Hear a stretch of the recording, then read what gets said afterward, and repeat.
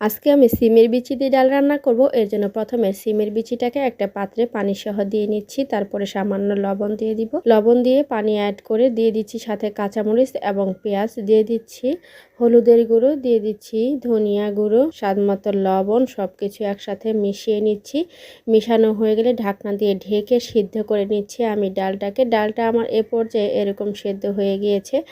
এখন আমি এটাকে ঘুটে নিচ্ছি এবং একটি প্যানে তেল দিয়ে আমি এখন বাগার দিয়ে নিব। এর জন্য বা ফোড়ন দিয়ে নিব। তেলটা গরম হয়ে আসলে এরপর আমি দিয়ে দিচ্ছি ফোড়ন হিসেবে জিরে। আপনারা যদি জিরে না খান এটা স্কিপ করে নিতে পারেন। তো আমি জিরেটা দিয়ে দিয়েছি। এখন দিয়ে দিচ্ছি আমি পেঁয়াজ কুচি এবং দিয়ে দিচ্ছি রসুন কুচি। পেঁয়াজ এবং রসুনটাকে বেশ কিছুক্ষণ সময় ধরে ভালো করে ভেজে নেব। পেঁয়াজ এবং রসুনটাকে একদম ব্রাউন কালার করে ভেজে নিলে ফ্লেভারটা অনেক সুন্দর আসে এবং খেতেও ভীষণ টেস্ট লাগে। তো আমার এখন পেঁয়াজটা এই পর্যায়ে চলে এসেছে। এখন আমি দিয়ে দিচ্ছি তেজপাতা এবং দিয়ে দিচ্ছি দুটো শুকনো মরিচ। আপনারা চাইলে তেজপাতাটা নাও দিতে পারেন। আমি তেজপাতাটা পরবর্তী সময়ে উঠিয়ে রাখবো। এখন আমার ভাজা হয়ে গেছে। এখন আমি ডালটাকে ঢেলে দিচ্ছি। ঢেলে কিছুক্ষণ নাড়াচাড়া করে আরও 5 মিনিটের মতো আমি রান্না করে নিচ্ছি।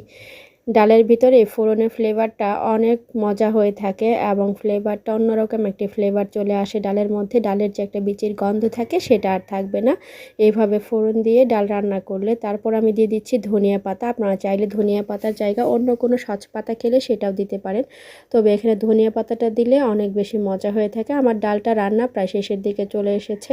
আপনারা এই সিমের বিচিগুলো কে কীভাবে খান অবশ্যই আমাকে কমেন্টে জানিয়ে যাবেন। আমি এইভাবে মাঝে মাঝে সিমের বিচি দিয়ে ডাল রান্না করে খাই। সিমের বিচি দিয়ে ডাল রান্না যেমন পুষ্টিগুণে ভরপুর, তেমনি খেতেও ভীষণ মজার হয়ে থাকে। তো আপনারা যদি এরকম ডাল খেয়ে থাকেন এবং আপনাদের কাছে কেমন লাগে জানিয়ে যাবেন। সিমের বিচি দিয়ে ডাল রান্নাটা আমার এখন শেষ হয়ে গিয়েছে। নামিয়ে পরিবেশন করে নিচ্ছি মজাদার এই সিমের বিচি এবং তেজপাতাটা উঠিয়ে আমি এখন ফেলে দিচ্ছি।